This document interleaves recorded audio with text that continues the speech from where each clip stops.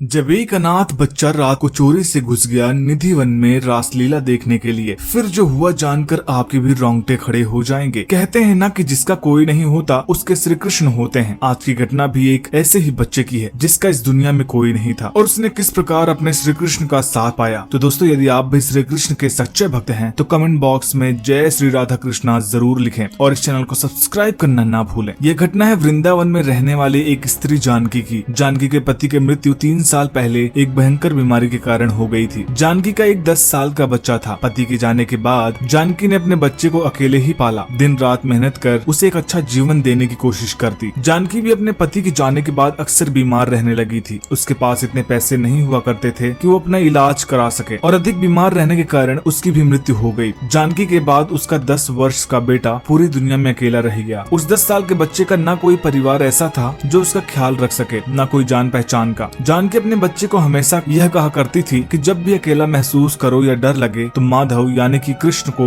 गर्व से याद कर लेना, वह तुम्हारी मदद जरूर करेंगे। वह बच्चा हमेशा अपनी माँ की बातों को याद कर रोता और जब भी घबराहट होती या अकेला महसूस करता तो श्री कृष्ण जी के मंदिर चला जाया करता। उसकी लाचारी देखकर आसपास के लोगों को दया तो बहुत आती थी, लेकिन कोई भी उसकी मदद करने के लिए नहीं आता। उसका एक कारण यह भी था कि वह काफी छोटी जात का था। एक दिन पास के एक दुकानदार ने उसे अपने यहाँ काम पर रख लिया और महीने का कुछ खर्चा उसके हाथों दे देता था। हर दिन वह बेचारा बच्चा पास की ही दुकान में काम करता और घर आकर रोते रोते अपनी माँ को याद करते करते सो जाता। जब भी उसे कोई बेचैनी होती तो वह कृष्ण के मंदिर चला जाया करता और उनसे कहता कि मेरा इस दुनिया में कोई क्यों नहीं है, आपने मेरी माँ को मुझसे दूर क्यों कर दिया, और फिर रोते रोते घर चला जाता। एक दिन जब वह बच्चा दुकान में काम कर रहा था तब उसे एक आवाज आई, कोई उसका नाम पुकार रहा था। उस दिन काम करते करते काफी देर हो गई थी। जब उस बच्चे ने आवाज सुनी तो बड़ी ही मासूमियत के साथ उस आवाज का पीछा करने लगा। दुकानदार को लगा शायद वह घर चला गया है तो उसने भी ध्यान नहीं दिया। बच्चा आवाज का पीछा करते करते निधि वन जा पहुंचा। निधि वन में जाते ही उस बच्चे को लगा कि जैसे उसकी माँ वहीं कहीं है। वह माँ माँ पुकारने लगा और पूरे निधि वन में पागलों की तरह अपनी माँ को ढूंढने लगा। थोड़ी देर बाद उसे उसकी माँ दिखाई दी। वह तुरंत भागकर उनके गले लग गया और खूब रोने लगा। उसकी माँ ने उसे खूब समझाया और कहा कि दुनिया में कभी भी अपने आप को कमजोर मत समझना बेटा। जब भी ऐसा लगे कि तुम अकेले हो श्री कृष्ण के पास आ जाना, क्योंकि जिनका कोई नहीं होता है उनके श्री कृष्ण होते हैं। इतना कहकर वह न जाने कहां गायब हो गई। वह बच्चा फिर से माँ माँ कहकर पुकारने लगा। तभी उसने एक बालक को निधि वन में देखा जो उसके ही पास आ रहा था और आकर उससे कहने लगा कि क्या तुम मेरे दोस्त बनोगे। वो बच्चा बहुत खुश हुआ क्योंकि किसी ने भी आज तक उससे दोस्ती नहीं की थी, क्योंकि सभी के माता पिता ने उसकी जात की वजह से उससे दोस्ती करने से मना कर दिया था। काफी देर उस बालक के साथ खेलने के बाद अब वह बच्चा बहुत थक चुका था और अपने नए दोस्त से कहकर घर जाने लगा। श्री कृष्ण जो एक बालक के रूप में उस बच्चे के लिए आए थे, उन्होंने कहा कि दोस्त कल फिर आना, हम फिर से साथ में मिलकर खेलेंगे, खाएंगे और ढेर सारी मस्ती करेंगे। वह बच्चा अब अत्यंत खुश होकर अपने घर चला गया। उस दिन के बाद से वह बच्चा अपने आप को अकेला नहीं समझता। वह बहुत खुश रहने लगा और श्री कृष्ण से रोज मिलता रहा। ये वीडियो आपको कैसी लगी हमें कमेंट बॉक्स में जरूर बताइएगा। वीडियो पसंद आई तो वीडियो को लाइक करिएगा, शेयर करिएगा और चैनल को सब्सक्राइब करना मत भूलिएगा। जय श्री कृष्ण।